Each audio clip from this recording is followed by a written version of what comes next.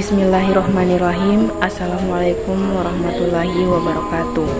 Perkenalkan, nama saya Yunisa Arnesti Fajriah dari kelas B dengan NIM A1Q1 21055.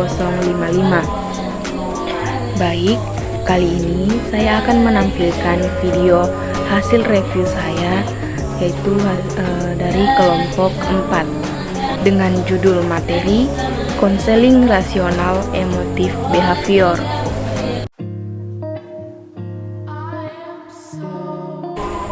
Yang pertama, A. Definisi konseling rasional emotif behavior. Pendekatan ini pertama dikenalkan dengan nama rasional terapi oleh Albert Ellis pada tahun 1955. Kemudian dirubah namanya menjadi Rational Emotive Behavior Therapy atau REBT pada tahun 1993. Pendekatan ini lebih menekankan pada proses berpikir konseli yang dihubungkan dengan perilaku dan kesulitan psikologis juga emosional yang dialami konseli. Rational Emotive Behavior Therapy adalah sebuah terapi perilaku kognitif yang bertujuan untuk memberikan pengajaran tentang perilaku tepat guna atau rasional kepada konseli dengan cara melawan segala ide rasional ketika ia memiliki kemampuan untuk berpikir. Jones juga berpendapat bahwa seseorang dikatakan rasional ketika ia memiliki kemampuan untuk berpikir, merasakan, dan berperilaku dengan cara yang menunjukkan pada pencapaian tujuan, bukan menghambat tujuan yang diinginkan. Bahwa yang dimaksud konseling rasional emotif behavior terapi adalah satu pendekatan konseli yang mengutamakan layanannya pada perubahan konsep berpikir konseli dari yang irasional menjadi lebih rasional. B. Konsep dasar konseling REB. Landasan filosofis dari pendekatan REBT menurut Samsu Yusuf adalah eksistensialis, yaitu individu sebaiknya menerima dirinya dalam wujud apa adanya, bukan karena penampilan atau perbuatannya.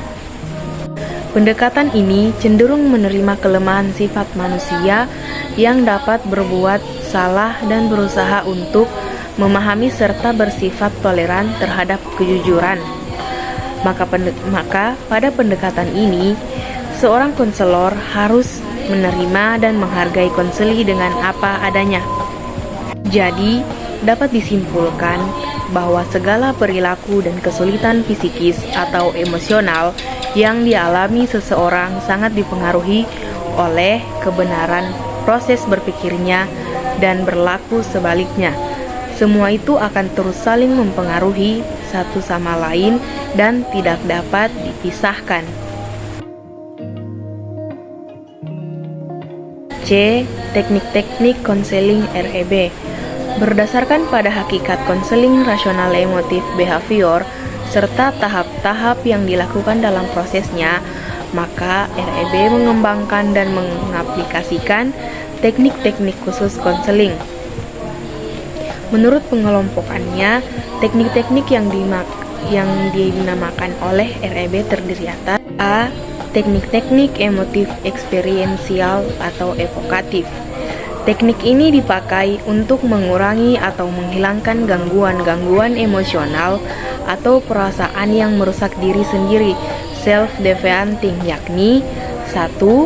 Teknik assertive training, 2. Teknik sosiodrama, 3. Teknik self-modeling, dan 4.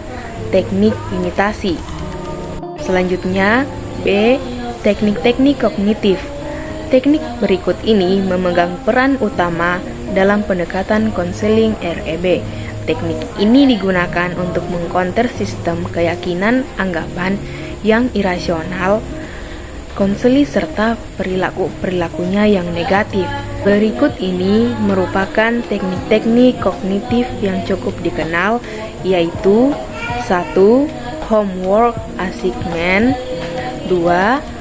Teknik biblioterapi. 3. Teknik diskusi. 4. Teknik simulasi. 5. Teknik gaming. 6. Teknik paradoxical intention. 7. Teknik asertif. E. Teknik-teknik behavioristik. Dalam banyak hal, REBT banyak menggunakan teknik behavioral, terutama dalam memodifikasi perilaku yang negatif, dan konseli dengan mengubah akar-akar keyakinannya yang irasional dan ilogis. Teknik-teknik yang dimaksud adalah 1. Teknik reinforcement. 2. Teknik social modeling. Selanjutnya, D. Teknik-teknik counter condition.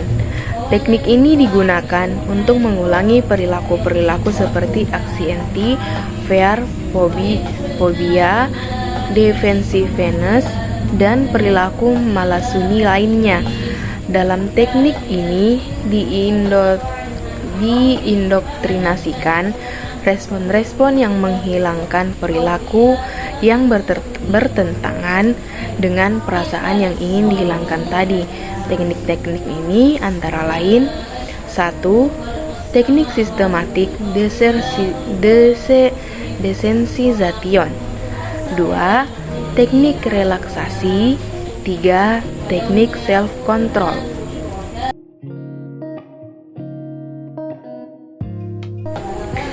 D. Kelebihan dan keterbatasan konseling rasional emotif behavior. Terdapat 3 kelebihan yang didapat ketika menggunakan pendekatan REBT dalam konseling, yaitu 1. Menggunakan pendekatan ini akan mempercepat proses penemuan titik permasalahan utama konseling. 2. Pembelajaran untuk berpikir logis yang diajarkan selama berlangsungnya konseling REBT dapat digunakan konseli dalam mengatasi permasalahannya di masa mendatang. 3. Setelah mengikuti konseling REBT, konseli akan merasakan bahwa dirinya memiliki kemampuan intelektual dan kemajuan cara berpikir. Namun, di balik kelebihannya, konseling pendekatan REBT juga memiliki beberapa kelemahan. 1. Kadar kecerdasan konseli yang berbeda menyebabkan tidak semua konseli dapat ditolong dengan pendekatan REBT yang menggunakan analisis logis dan filsafat yang bertumpu pada kemampuan logika. 2. Konseling REBT tidak memiliki banyak efek manfaat jika diberikan kepada konseli yang sudah putus asa dengan hidupnya. 3. Konseling REBT tidak cocok untuk konseli yang sudah berada terlalu jauh dari realita kehidupannya, karena usaha konselor untuk membawanya kembali ke realita hanya akan menemukan kesulitan. Baik, itulah tadi hasil review saya, yaitu dari kelompok 4 yang berjudul Konseling Rasional Emotif Behavior. Semoga bermanfaat bagi teman-teman. Sekian, wassalamualaikum warahmatullahi wabarakatuh.